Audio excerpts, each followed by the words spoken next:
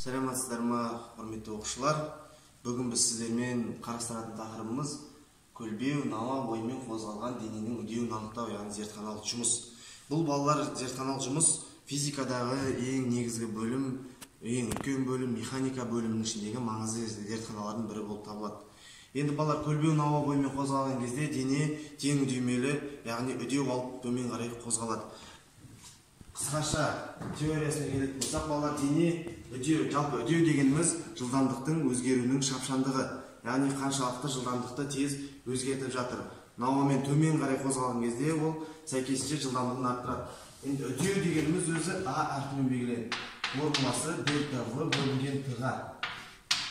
Үдеу А әрпімен белгіленеді, дельта В бөлінген Т-ға. Енді балалар дене тең үдемелі қозғалған кезде дененің орын ауыстыруының формуласы S тең V нолевой Т плюс АТ квадрат бөлінген 2-ге тең.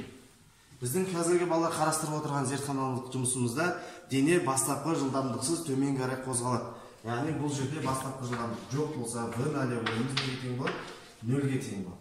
V нолевой 0-ге тең болған кезде дененің орын ауыстыруының формуласы S тең АТ квадрат бөлінген 2. Осы формула бойынша орын ауыстыру анықталады. Енді біздің бүгінгі зертханалық жұмысымыздың тақырыбы бойынша үдеуді анықтау керек болғандықтан, үдеудің формуласын қосып шығарамыз осыдан. Үдеуіміз А тең болады 2S бөлінген Т квадратқа. Міне, бүгінгі зертханалық жұмыста ең негізгі формула, яғни үдеуді осы формула бойынша анықтаймыз.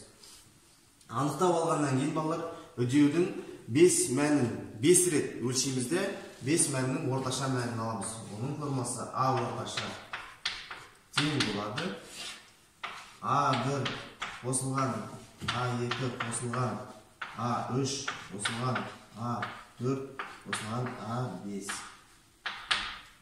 бөлінген 5-ге. Енді балалар зертханалық жұмысты бастамас бұрын біз сіздермен құрал жабдықтармен толық танысып алайық. Бізге қажетті құрал жабдықтар науа, яғни көлбеу. Мына жазықтыққа белгілі бір бұрышпен қойылған көлбеу науа, осының бойымен шарик домалайды.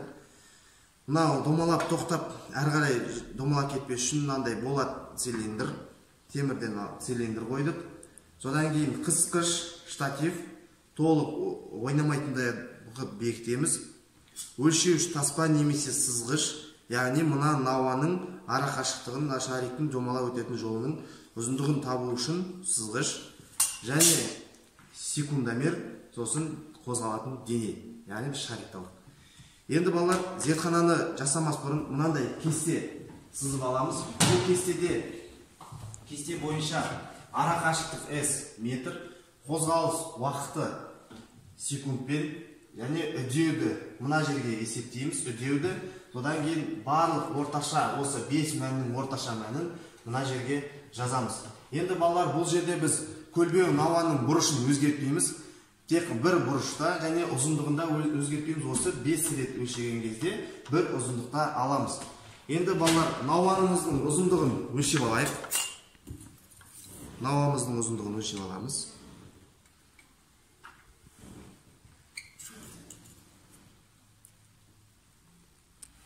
Яғни науамыздың ұзындығы 60 сантиметр. Сендер білесіңдер, ұзындық бізде халықаралық бүліктер жүйесі бойынша метрмен өлшенеді. Сантиметрді метрге айналдырып жазамыз. 60 сантиметріміз 0,6 метрге тең. Барлық жерде 0,6 жазып шығарамыз. 5 рет өлшеу жүргізетін болғандықтан 5 жерде жазып шықтық. Енді секундомерімізді қойып, зертханалық жұмысымызды бастап істейік. Секундомерімізді дайындап аламыз. Балалар, бұл жерде біз жаңа айттық, V нолевойымыз тең 0-ге дедік. Біз мына жерден шарикті жіберген кезде мұқият ұқыпты болуымыз керек. Шарикке ешқандай да саусақпен немесе қолмен мынандай бастапқы жылдамдықты бермеуіміз керек. Ол тек қана бастапқы жылдамдықсыз еркін төмен қарай домалап кету керек.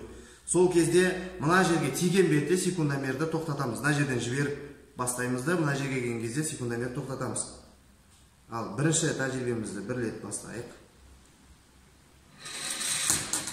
0,79 секунд. Жазып қоямыз. 0,79 79 секунд. Екінші.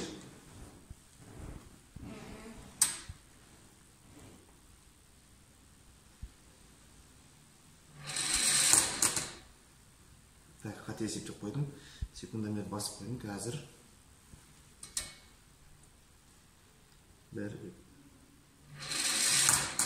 0,72.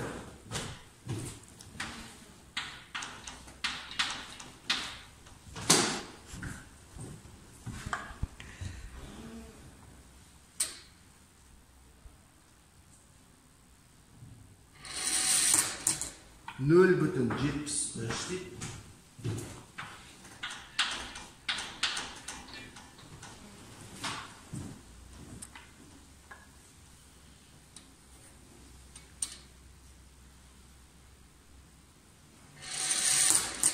Nol бүтін 85 дейді.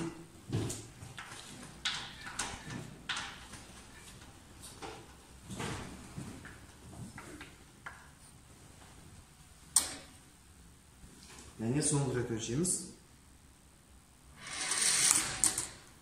0,92 дейді. Кішкене артық алып кетті, және ішіне 0,92 дейді.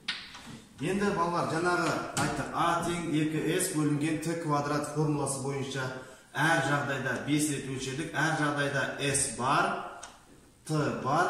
А тең 2S бөлінген Т квадрат бойынша мына 5 жерде үдеудің мәнін есептеп шығарасыздар. Орташа мәнін есептеп, мына жерге жазасыздар. Жақсы, олай болса, жұмысты, осы берілген мәндер бойынша жұмысты есептеп көріңіздер.